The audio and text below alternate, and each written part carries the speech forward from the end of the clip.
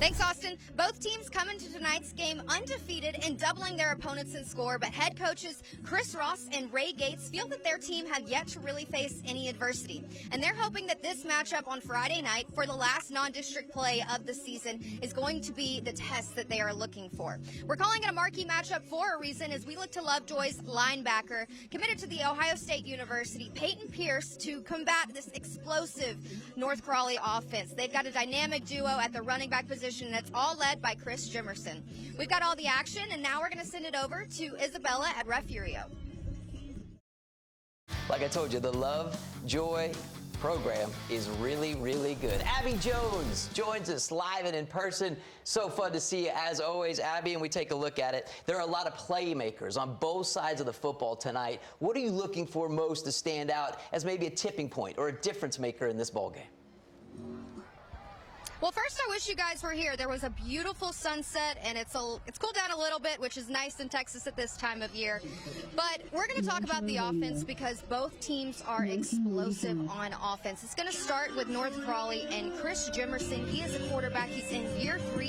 He's played 20 games, which is pretty unique for a junior to have that much experience. And when I was talking with Coach Gates earlier, he said that the game has really slowed down for him. He's been able to process things a lot quicker and make those smart decisions. What's lethal about this North Crowley team is that they have the dynamic duo at the run game, and that's the name of their game. They're going to run everything through their run attack, and they can look to Cornelius Warren or Ashton Searle. What you're going to look for with Cornelius is that he's maybe a speedier guy. He's about 175 pounds, so they're going to push him out to the flats, and he's going to handle the outsides. But then you can look to Ashton. He's having a little bit of a breakout senior year. He's a bigger guy, 190 pounds. He's going to be able to run through and run around people. And it's going to be explosive plays here tonight. That's what Coach Gates highlighted about this North Crowley team. Some great news for Lovejoy tonight involving one of their players. Tell us about Sam Reynolds.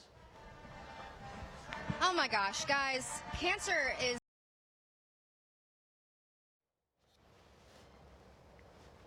and everything, and that's the exact same news that Sam got here today, and I had chills when I was here. They have Sam Strong actually on the scoreboard, and he said today that he could not have finished this fight without the grace of God. Thank you to all the doctors and nurses, especially the prayers that helped me get through this journey. The comeback has started. He's actually a 2-time wrestling heavyweight state champ, and he's just one of those guys that you want on your sideline here. I talked to all of the guys, and they said that having him here, it's just bigger than football, and this means a lot more. So to see everybody just give him a standing ovation and to genuinely from both sides of the ball just be so excited about the good report that he got. He's a phenomenal kid. We're wishing continued prayers and recovery for Sam. But tonight is a bigger game than football, and it's kicking off here tonight. I'm very excited about the matchup at hand. Abby, thanks for bringing us that story. It gives us some great perspective. It's not always about the wins and the losses. We'll check back with you all night. And trying to get a game in tonight, and they're trying to watch some football, is our friend Abby Jones, who is there trying to win this war on weather for us. Abby, thank you for your courage. I want to ask you a little bit about this kind of delay that we've seen. What has happened there in Lucas that has us only starting the third quarter now? It was about an hour delay. We set up in the press box. But honestly, it could be what North Crowley needs to get back in this game, because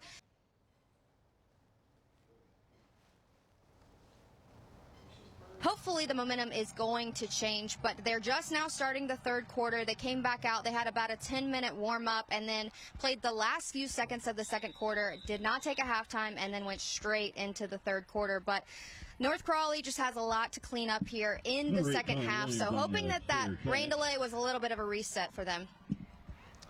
Abby, Lovejoy came into this game averaging 46 points a contest in the first 2 weeks. What have you seen out of their O tonight specifically, and what do you think you need to see from them here in the final 24 if they're going to get a win tonight?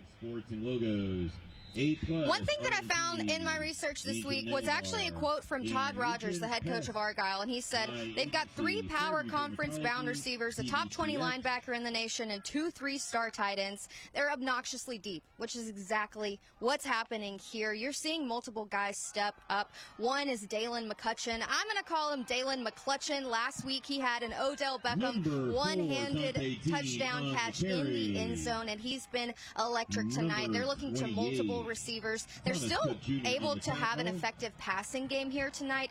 Hundo's phenomenal. He's 11 of 15 in his attempts, around 109 passing yards. So he's able to still get the passing game established without Parker.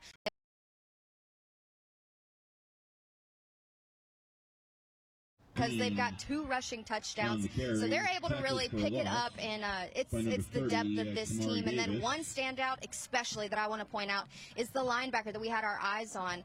He's the commit to Ohio State, Peyton Pierce. He's been electric. He's getting in the mind of Chris Jimerson, and you can so see that. He is just really not even able to do much more really to connect with his running backs like he normally does, because that linebacker is just getting to him first, and it's really evident here tonight. So it's going to be a fun second half. Excited to play some football.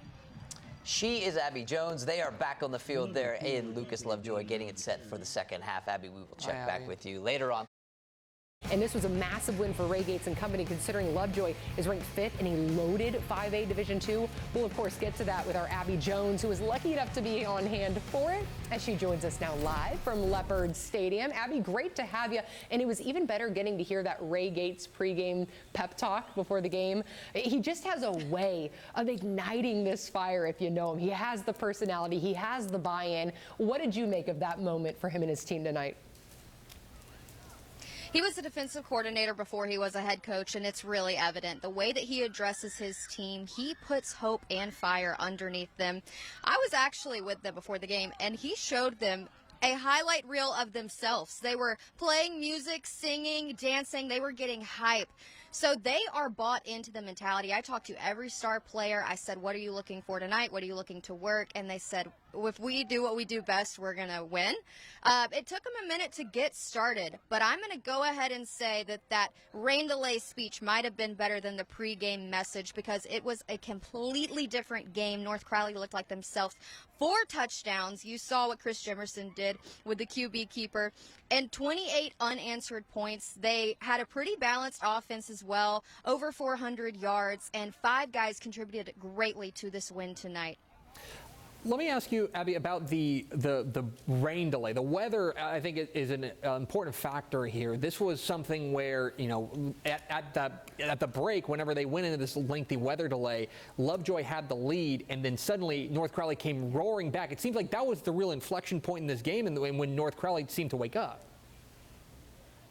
It was, and I'm not sure what Ray Gates said, but I guarantee it was something special. You could tell their defense woke up. One play in particular that I think changed the momentum was a sack to Hundo in the third quarter. Every single person on the sidelines reacted immediately. That changed the game. From there was a lot of explosive plays, and then it was kind of a domino effect. One led to the other. Every single guy with North Crowley that you expected to have a good game did. They were just a really cohesive unit tonight, and I bet Ray Gates is looking forward to celebrating back on the barbecue. He said he hasn't done that yet this season, but I think that this one might deserve a little bit of barbecue on Saturday. Yeah, girl, you need to get in on that, some of that barbecue action, man, because he knows a thing or two. Year 2, I'm like, Coach Gates, can I get an invite?